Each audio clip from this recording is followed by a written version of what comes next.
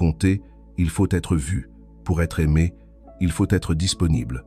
Pour être respecté, il faut se montrer. Mais le stoïcien, lui, sait que c'est l'inverse. Il comprend que la rareté crée la valeur, que la distance engendre le respect et que la discrétion est une forme supérieure de puissance. Ce n'est pas en parlant davantage qu'on inspire, mais en devenant une présence que le silence lui-même ne peut effacer.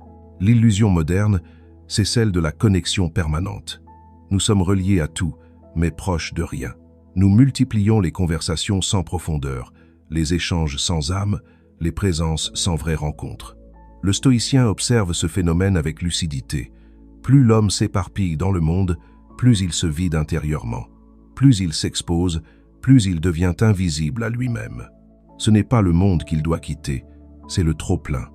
Car dans le bruit constant, la sagesse ne peut pas naître. La paix ne fleurit qu'en terrain silencieux. Quand tu te retires, ce n'est pas pour fuir, mais pour respirer. Ce retrait volontaire agit comme une purification. Tu cesses d'être un flux parmi les flux, une voix parmi les voix, pour redevenir une conscience. Et c'est alors que se produit le paradoxe. Ton absence devient plus éloquente que ta présence. Ceux qui ne t'entendaient plus t'écoutent enfin. Ceux qui t'ignoraient commencent à te chercher. Ce n'est pas de la magie, c'est une loi de la perception humaine. La familiarité fait disparaître la valeur. La rareté la révèle. Regarde comment fonctionnaient les sages de l'Antiquité. Épictète enseignait dans la simplicité, retiré du tumulte des puissants, mais ses paroles traversent encore les siècles.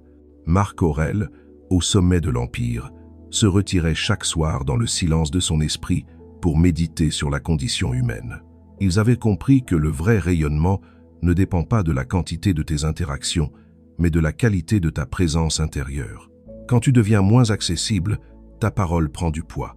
Tes silences prennent du sens. Tu cesses d'être un bruit de fond dans la vie des autres. Ton énergie devient mesurable, rare, précieuse.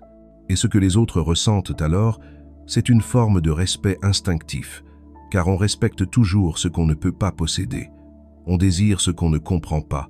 On écoute ce qu'on ne peut pas atteindre. Mais ce retrait ne t'éloigne pas des autres. Il te rapproche d'eux d'une manière plus pure. Il élimine la superficialité pour ne laisser que l'essentiel. Quand tu ne réponds plus à tout, ceux qui te cherchent encore le font pour de bonnes raisons. Tu n'es plus entouré par le hasard, mais par la vérité.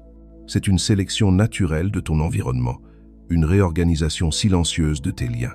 Et c'est cela, le paradoxe. Le retrait ne détruit pas les relations, il les purifie.